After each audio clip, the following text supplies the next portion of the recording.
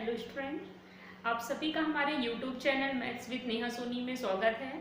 तो आज हम कुछ ऐसी प्रॉब्लम सॉल्व करेंगे जिसमें हमको 2 की वैल्यू दी गई हो और तीसरी अननोन हो। तो देखिए उसके लिए हम क्या करते हैं, आप समझिएगा बहुत अच्छे से और सारे क्वेश्चन लगा के ज़रूर देखिएगा, क्योंकि इस टाइप के क्वेश्चन एग्जाम में बहुत पूछे जाते हैं। कुछ वैल्यू फाइंड करना हम इजी ट्रिक से बताएंगे, जिसको आप पुट करके इजीली क्वेश्चन को सॉल्व करेंगे। आज हम त्रिकोणमिति से रिलेटेड कुछ क्वेश्चन करेंगे, पर जिसके लिए हमको 2 वैल्यू दी है और 1 वैल्यू नहीं है। तो कैसे फाइंड करेंगे आप ये समझिएगा, बहुत ही ईजी है। क्वेश्चन समझते हैं किस तरीके से आते हैं। क्वेश्चन जो अधिकतर आते हैं एग्जाम में, जैसे साइन ए इक्वल दिया है 3/4 ऐसा दिया है और मान निकालना है, तो कॉस ए और टेन ए का मान ज्ञात करना है हमको। ठीक है, मान ज्ञात करना है हमको कॉस ए का और टेन ए का। पर आपको फॉर्मूला का नॉलेज होना चाहिए, जो आपको मैंने पहले पार्ट में इसके पढ़ाया है। ये पता होना चाहिए कि कॉस ए का फॉर्मूला क्या होता है और टेन ए का। अगर ये नहीं पता है ना अपन को कि कॉस ए और टेन ए का फॉर्मूला क्या होता है, तो आप इसको सॉल्व भी कर लोगे तो भी कुछ नहीं कर पाओगे। तो यहाँ पर देखिए, साइन ए का जो फॉर्मूला होता है वो क्या होता है, तो साइन थीटा, थीटा की जगह यहाँ पर ए लिखा है। साइन थीटा इक्वल होता है किसके, लंब डिवाइडेड कर्ण के, लंब बटे कर्ण के। तो लंब की वैल्यू दी है 3 और कर्ण की वैल्यू दी है 4, दी है 3 और 4। यहाँ पर देख लेते हैं डायग्राम के अकॉर्डिंग। तो डायग्राम के अकॉर्डिंग ये है 90 डिग्री का ट्राइंगल।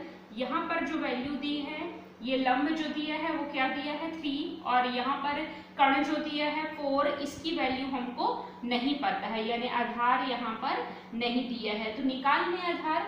आधार निकालने के लिए क्या करेंगे, जब भी एक वैल्यू नहीं दी होगी तो उसको ज्ञात करने के लिए हम बहुत ही इजी पाइथागोरस प्रमेय का यूज करेंगे। ठीक है, तो यहाँ पर देखिए पाइथागोरस प्रमेय क्या होता है, समझिएगा बहुत अच्छे से। पाइथागोरस प्रमेय क्या होता है, तो पाइथागोरस जो जब हमको 2 वैल्यू दी है और तीसरी अननोन है, तो इसके लिए हम पाइथागोरस प्रमेय का यूज करेंगे। पाइथागोरस प्रमेय से होता क्या है कि कर्ण का वर्ग जो है वो बराबर होता है लंब का वर्ग प्लस आधार के वर्ग की। ठीक है, दोनों को जोड़ेंगे तो क्या मिल जाएगा हमको, कर्ण का वर्ग मिल जाएगा। जैसा मैंने आपको फर्स्ट क्लास में इसकी बताया रहा कि कर्ण की जो भुजा होती है वो सबसे बड़ी होती है, तो कर्ण का वर्ग बराबर होता है दोनों के वर्ग के योग के। तो यहाँ पर देखिए दोनों में मान रख दीजिए, जहां जहां मान रखे हैं। कर्ण का मान दिया है तो लिख दीजिए 4 का स्क्वायर। यहाँ पर लंब का मान दिया है 3, तो यहाँ पर 3 लिख दीजिए। आधार वैल्यू नहीं दी है, लिखे रहने दीजिए एज इट इज। क्लियर है। यहाँ पर 4 का स्क्वायर करेंगे तो 4 का स्क्वायर हो गया 16, 3 का स्क्वायर करेंगे तो 9, उसका ट्रांसफर कर दिया तो हो जाएगा -9। और यहाँ पर किसकी वैल्यू आएगी हमारे पास, आधार की वैल्यू आएगी। आधार का स्क्वायर एज इट इज लिखे रहने दीजिए। यहाँ पर फिर से 16 में से माइनस हम 9 करेंगे तो कितना आ जाएगा, 7 आ जाएगा। यहाँ पर ये क्या है, आधार का मान आ गया। आधार का जो स्क्वायर था उसको ट्रांसफर करेंगे, तो जब भी स्क्वायर को ट्रांसफर करते हैं तो स्क्वायर का क्या हो जाता है 1/2। जब 2 का ट्रांसफर करेंगे हम तो यहाँ हो जाता है 1/2, और 1/2 के लिए हम लिखते हैं रूट। ठीक है, ये स्क्वायर रूट का साइन है। √7 आ गया। किसकी वैल्यू आ गई, √7, आधार की वैल्यू आ गई है। तो आधार की जो वैल्यू आई है इसकी हेल्प से, यानी इसका मान क्या आ जाएगा हमारा, √7 आ गया है। अब इसकी हेल्प से हम इन दोनों का मान निकालेंगे, पर इन दोनों का मान आपको याद होना चाहिए कि होता क्या है, तभी तो आप वैल्यू फिल करोगे। तो कॉस थीटा का मान क्या होता है, ये देखेंगे। कॉस ए इक्वल होता है आधार बटे कर्ण, ये होता है कॉस ए का मान। आधार की वैल्यू क्या आई है, √7 आई है, और कर्ण की वैल्यू क्या है, यहाँ पर लिखी है 4, लिख दिया हमने। अब आपको tan थीटा का भी मान पता होना चाहिए, तो tan थीटा बराबर होता है, थीटा की जगह यहाँ लिखा है चूंकि ए लिख दिया, यहाँ पर ए लिखा है थीटा की जगह। यहाँ पर लंब बटे होता है किसके, आधार की, ये लिख दिया। लंब का मान क्या था, लंब का मान था 3, और आधार जो हमारी आई है वो आई है √7। ये हमारे हो गए आंसर। पर ये कब पॉसिबल है, जब आपको इनके मान पता होगा।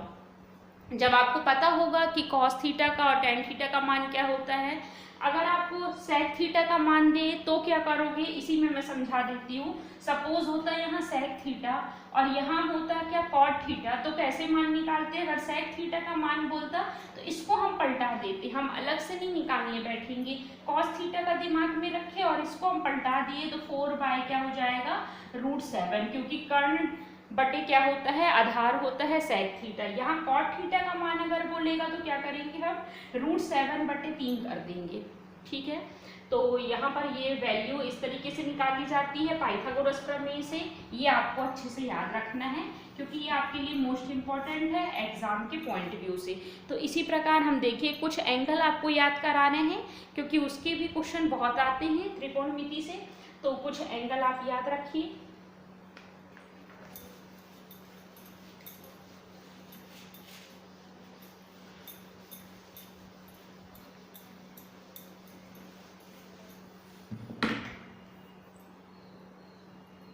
देखिए एंगल याद रखने के लिए सबसे पहले हम अपनी छोटी सी टेबल बनाते हैं, साइन थीटा का मान, कॉस थीटा का मान।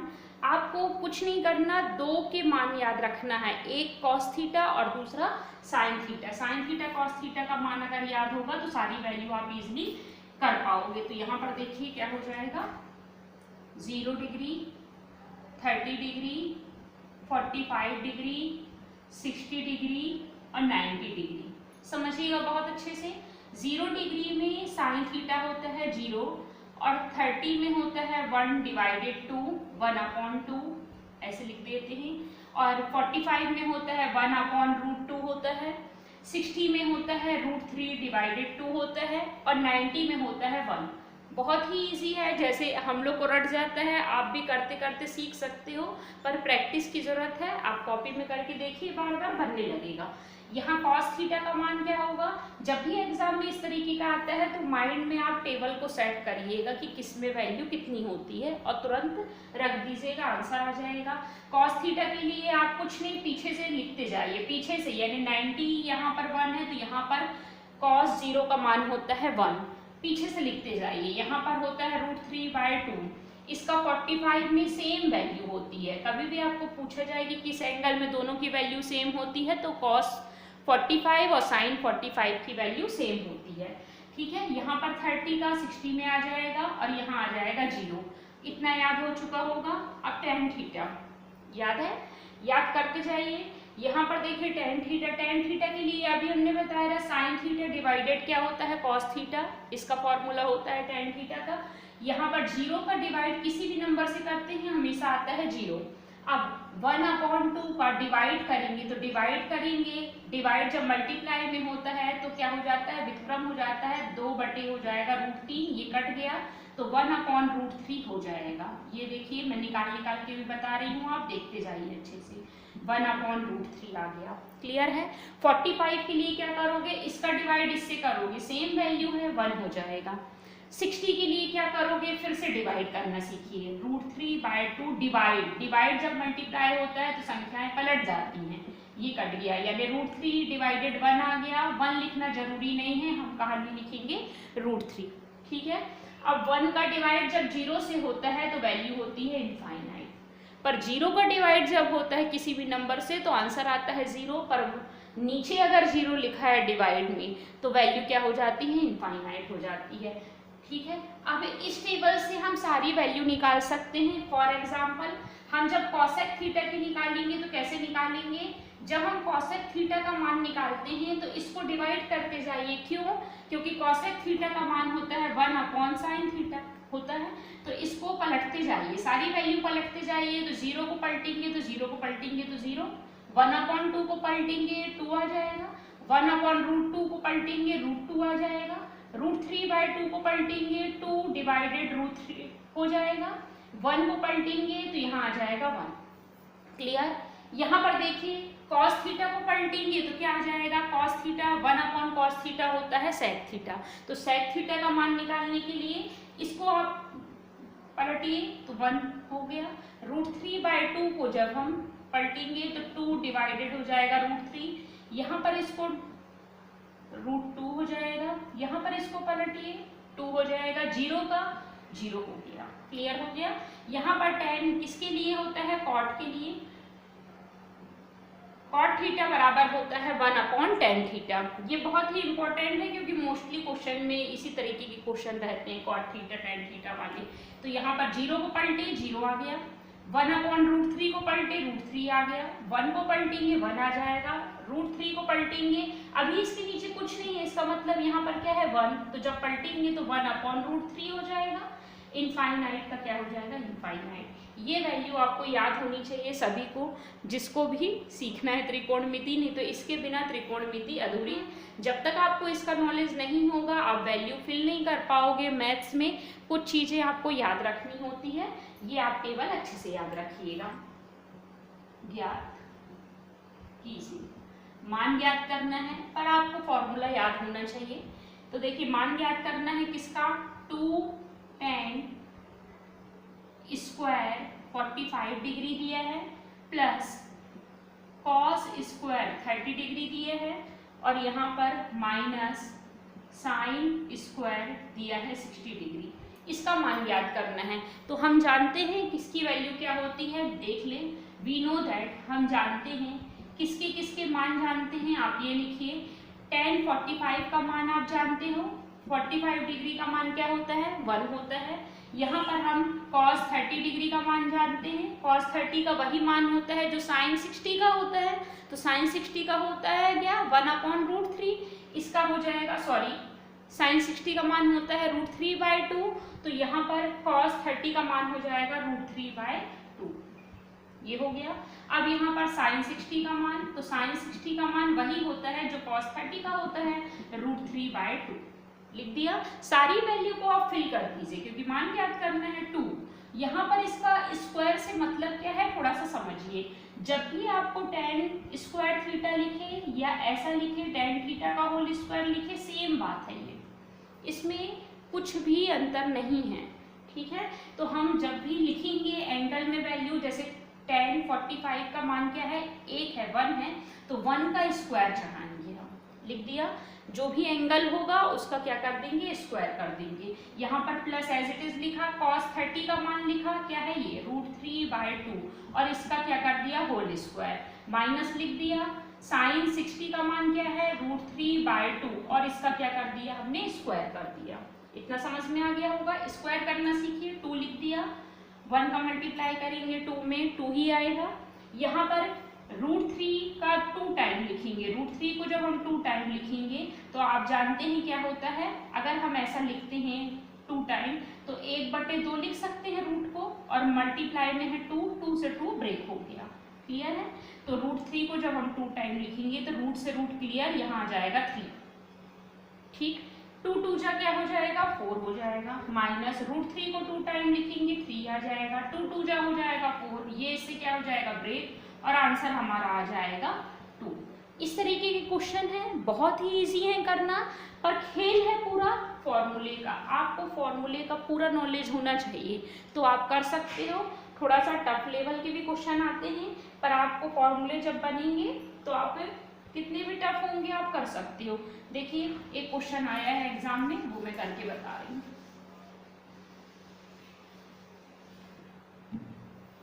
आपको क्वेश्चन में पूछा गया है कि 2tan थीटा मान ज्ञात कीजिए। 2tan थीटा, थीटा में लिखा है 30 डिग्री, 1 + tan स्क्वायर 30 डिग्री का मान होगा। ये एग्जाम में पूछा जाने वाला क्वेश्चन है। तो ये देखिए किसका मान होगा, sin 60 डिग्री का, cos 60 डिग्री का, tan 60 डिग्री का, और यहाँ पर sin 30 डिग्री का। ठीक है, इसको करने का दूसरा वे भी है हमारे पास, पर आप अभी जिस तरीके से अभी मैंने समझाया है उस तरीके से करिए। आगे क्लास में मैं दूसरे वे भी बताऊंगी आपको शॉर्टकट। तो यहाँ पर देखिए क्या हो जाएगा, 2 लिखा हमने, tan थीटा का अपन ने tan 30 डिग्री का मान पता किया क्या होता है, तो हम जानते हैं tan 30 डिग्री का मान क्या होता है, tan 30 का होता है 1/√3। हमने लिख दिया 1/√3, ये देखिए लिख दिए 1/√3। अब यहाँ पर इसका 1 लिख दिया प्लस यहाँ पर भी 1/√3 लिख दिया, पर होल स्क्वायर लिखा था हमने भी होल स्क्वायर लगा दिया। इसको हम सॉल्व करेंगे तो 2 1 जा हो जाएगा 2, डिवाइडेड हो जाएगा √3, डिवाइड लगाया। अब यहाँ पर 1 प्लस 1 का स्क्वायर करेंगे 1 आया, √3 का स्क्वायर करेंगे 3 आया। क्लियर है? एलसीएम ले लें इसका। तो जब हम एलसीएम लेंगे 2/√3, एलसीएम लेंगे जब तो क्या हो जाएगा 3 1 जा 3 और 1 हो जाएगा 4 डिवाइडेड 3। जब भी हम डिवाइड वाली वैल्यू को ऊपर करते हैं तो मल्टीप्लाई हो जाता है, 2/√3 मल्टीप्लाई 3 डिवाइडेड हो जाएगा किसके 4 के। इसको हम ब्रेक करेंगे, 2 1 जा 2 2 जा 4, यहाँ पर 2 आ जाएगा। अब हम देखिए करेंगे क्या, इस 3 को √3 बना सकते हैं काटने के लिए। इस 3 को हम लिख सकते हैं √3। ये दिमाग आपका चलना चाहिए एग्जाम में, तभी आप कर सकते हो। तो यहाँ पर √3 कर दिया और यहाँ पर √3 को एज इट इज कर दिया और मल्टीप्लाई में 2 को एज इट इज। ये इससे क्या हो जाएगा, ब्रेक हो गया। तो वैल्यू क्या आ गई, इसकी वैल्यू आ गई √3 डिवाइडेड हो गया किसके 2 के। तो ये किसका मान है, √3 डिवाइडेड 2। √3 डिवाइडेड 2 किसकी वैल्यू होती है, आपको भी पता होगा, ये sin 60 की वैल्यू होती है। तो आंसर हमारा जो आ जाएगा वो क्या आ जाएगा, sin 60 डिग्री, यानी option A is the correct option. बहुत इजी है, मैंने आपको बहुत डिटेल में समझाया है, इसलिए आपको लग रहा होगा बड़ा मुश्किल से 5 सेकेंड का है। ये कुछ भी टफ नहीं है। आपको 30 के मान अगर रटे हैं तो आप तुरंत रखिए, ये आ गया। ये जैसी वैल्यू रखेंगे हम, ये वैल्यू आ गई, हमने ये लिया एलसीएम लिया, ये आ गए, काटा पीटी कर दिए, यहीं से 2 1 जा 2 2 जा √3 कट गया, ये आ गए सीधे। हम यहाँ से हम सीधे यहाँ आ गए और पता होना चाहिए किसका मान क्या होता है। तो आज का होमवर्क आपका यही है कि आप सारे एंगल अच्छे से याद करें ताकि आपको क्वेश्चन करने में कोई भी असुविधा ना हो। तो देखिए इसके आगे भी अपने कुछ सर्व समीकरणें हैं जो पूछी जाती हैं एग्जाम में, वो मैं आपको पढ़ाऊंगी नेक्स्ट वीडियो में। क्योंकि आज के लिए आपको फॉर्मूले में कैसे रखना है, पाइथागोरस फॉर्मूले का याद होना चाहिए और आपको सारे एंगल याद होना चाहिए ताकि आप क्वेश्चन में रख के डायरेक्ट आंसर निकाल सकें। तो आज के लिए इतना ही। अगर वीडियो पसंद आई हो लाइक शेयर एंड सब्सक्राइब करें, और कुछ ऐसे भी लोग हैं जिनने सब्सक्राइब अभी तक नहीं किया है तो प्लीज़ सब्सक्राइब करें और हमारा सपोर्ट करें।